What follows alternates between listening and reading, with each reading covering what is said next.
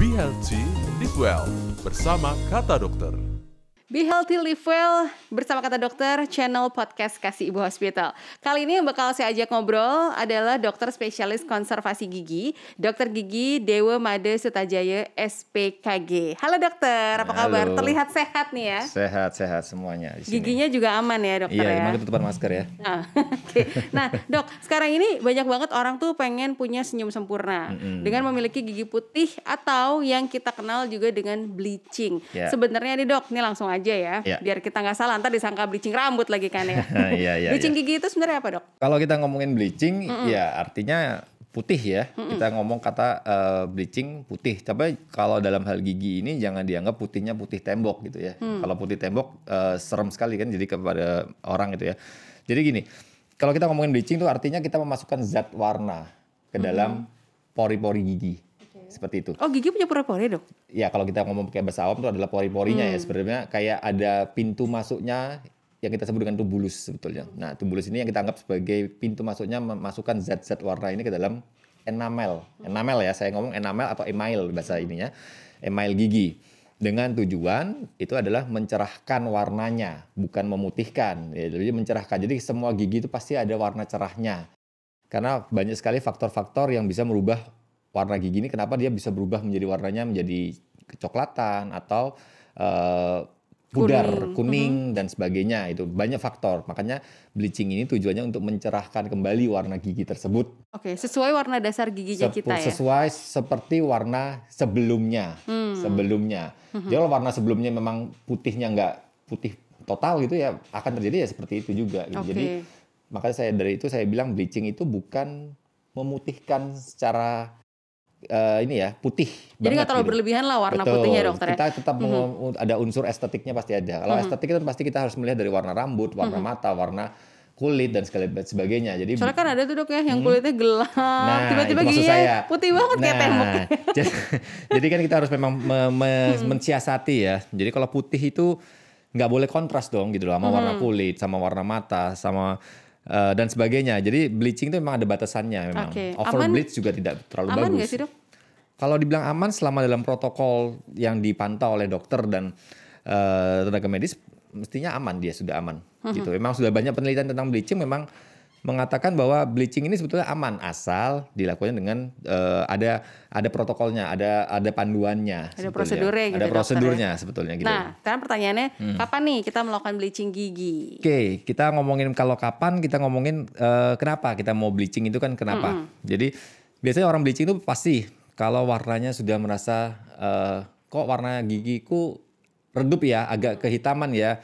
Kok warna gigi kalau senyum kok kuning ya. Nah, itu kita harus tahu dulu faktor-faktor apa sih yang bisa bikin warna ini gigi ini berubah sebetulnya. Faktor-faktornya antara lain salah satunya adalah faktor usia pasti, ya kan? Kemudian faktor kebiasaan misalnya merokok, misalnya minum teh, minum kopi, itu juga pasti akan membuat warna gigi pun akan berubah, ya kan? Seiring dengan waktu. Nah, pada saat-saat seperti inilah kita memikirkan untuk mencerahkan kembali. Jadi kalau ditanya kapan ya kita bisa kapan saja selama gigi kita ini tidak ada faktor kontraindikasinya. Artinya gigi kita ini tetap sehat untuk di bleaching. Jadi bleaching ini harus giginya sehat seperti itu. Tidak boleh gigi yang sedang sakit, misalnya giginya karies, ada bolongnya, atau gigi yang sangat sensitif, misalnya kena air dingin aja dia minum air dingin langsung linu gitu ya dok ya. Itu kontraindikasi buat bleaching. Jadi kalau kapan bisa kapan saja gitu. Nah sekarang kita masuk ke proses bleachingnya sendiri nih dok. Banyak orang kalau udah ngomongin dokter gigi ya nggak mau deh, takut linu sakit. Nah proses bleaching sendiri itu aman, terasa nyeri nggak sih dok buat kita dok? Oke. Sebelum ngomongin masalah itu kita ngomongin dulu bleaching sebetulnya ada dua ya. Bleaching ada dua. Pertama home bleaching, kedua office. Bedanya dok? Bedanya adalah home bleaching itu bleaching yang produk bleachingnya itu hanya sekitar 10% dari bahan peroksida, ya kan? Bahan yang kita pakai adalah bahan pemutih ya, bahan pemutih itu adalah peroksida. Cuman persentasenya itu diatur oleh sudah diatur oleh beberapa penelitian ya segala macam. Kalau home bleaching itu persentasenya hanya sekitar 10%. Artinya kalau 10% kemampuan memutihkannya akan berbeda dengan yang office. Office ini yang bleaching dilakukan oleh dokter gigi. Dengan persentase peroksidanya ini sekitar 30-35%. Jadi otomatis pasti akan lebih putih gitu ya. Nah, akurat lah hasilnya, lebih akurat, dokter ya. betul. Nah, kalau ditanya sakit atau tidak, saya nggak ngomong kata sakit ya, saya ngomong kata linu. Aduh, langsung merinding nih. Saya nggak bisa. Memang tergantung dari orang. Setiap orang pasti penahanan rasa nyeri itu pasti berbeda-beda ya. Nyeri linu ya maksudnya. Berbeda-beda. Mungkin saya sama Mbak mungkin berbeda. Saya bisa nahan linu, Mbak tidak gitu. Dan memang tergantung, setiap individu pasti akan berbeda. Tapi yang bisa saya ngomong, sakitnya itu berupa linu, sensitif. Jadi ibaratnya gigi kita tuh diolesin suatu bahan pemutih dan kita harus menunggu sekitar 15 menit sampai 20 menit untuk satu kali proses. Itu nggak ada antisipasi ya dok ya? Oke, ini buat supaya nggak linu, minum obat ini dulu. Antisipasinya pasti ada. Nanti kita punya ada gel, memang didesain untuk kalau dia linu, maka bahan bleachingnya akan dibuang sedikit, kemudian dilapisi dengan gel. Sudah linunya mulai menghilang, gel dibuang, dimasukkan bahan bleaching lagi. Jadi makanya itu yang kita sebut dengan office bleaching. Di mana dokter bisa mengontrol. Karena yang kita gunakan adalah persentase peroksida yang tinggi kan. Pasti akan linu. Pasti linu pasti muncul pasti ya. Cuman tingkat linu itu akan berbeda-beda setiap orang. Berarti disarankan tidak melakukan home bleaching ya dok ya, lebih baik. Kalau untuk langsung hasil ke yang dokter gigi. maksimal, ya office jawabannya. Kalau mau sekedar cerah, yang arti gini, home bleaching itu bisa. Aslinya giginya dia udah putih.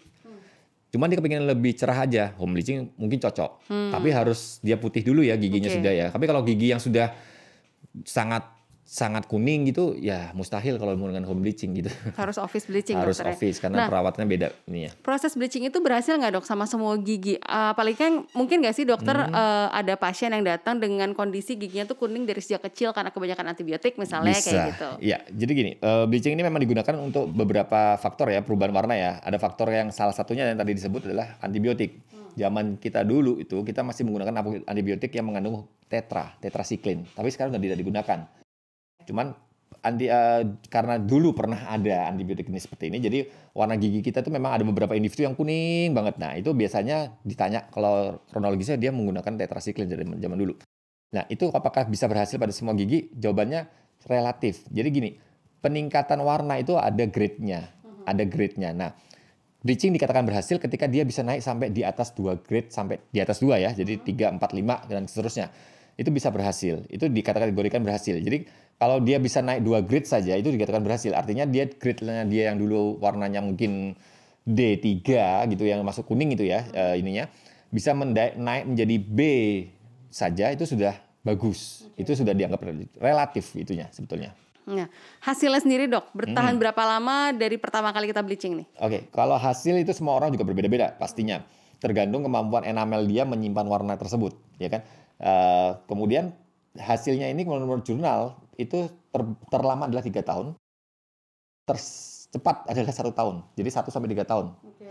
Evaluasinya 1-3 tahun tuh hasil bleaching akan memudar pada waktunya gitu. Tergantung ketahanan gigi orang itu ya dokter. Tergantung ya? dari kebiasaan dia. Misalnya gini, kalau orang ini suka kopi, dia merokok dan dia minum teh, terus dia bleaching, terus dia melakukan rutinitas yang sama, maka hasilnya pun akan lebih cepat kembali ke normal gitu. Jadi kalau dia bisa meninggalkan kebiasaan-kebiasaan itu, mungkin hasilnya akan lebih panjang lagi. Mungkin ada orang yang melakukan bleaching supaya dia meninggalkan kebiasaan minum Bisa kopi jadi. dan teh tuh dok ya. Tapi mostly biasanya kebanyakan orang bleaching itu misalnya nih dia mau ke pernikahan gitu ya.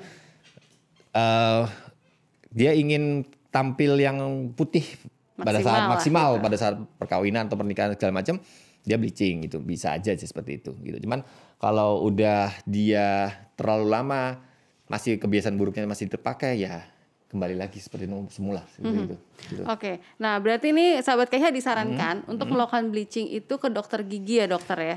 Iya, saya sih menyarankan untuk hasil yang maksimal ke dokter gigi karena dokter gigi punya protokol-protokol dan prosedurnya sudah jelas di situ. Ya. Oke. Gitu. Nah, buat sahabat KIH nih yang ingin melakukan bleaching gigi sama dokter Dewa, bisa kan dokter ya? Iya, saya melakukan. Bisa langsung datang ke Bell Dental dan Implant Center di Kasibu Hospital Denpasar dan Sabe. Untuk prakteknya silakan dokter informasikan buat sahabat KIH. Ya. Saya praktek di Bali Dental Implant Center di Sabe, Gianyar gitu ya. Jam praktek saya semuanya sesuai dengan perjanjian. Karena saya hanya bekerja dengan sistem appointment, begitu. Ya. Oke, appointment-nya sendiri bisa melalui WhatsApp ya dok ya? Ya, di di WhatsApp. 0811 3801 3030. Sekali lagi sahabat KIH di 0811 3801 3030. Dokter Dewa, thank you so much sudah mampir ke Sama-sama. studio Kata Ya. Dokter. Semoga nih dok, semakin banyak orang yang giginya putih tapi sehat dengan cara yang aman. Baik, semoga. Dan sahabat KIH, untuk informasi serta edukasi kesehatan, cek aja Instagram @kasih-ibu-hospital. Jangan lupa di follow. Jangan lupa juga untuk subscribe channel YouTube kami KIH TV. Kalau gitu saya Lucy pamit, sampai ketemu di episode selanjutnya.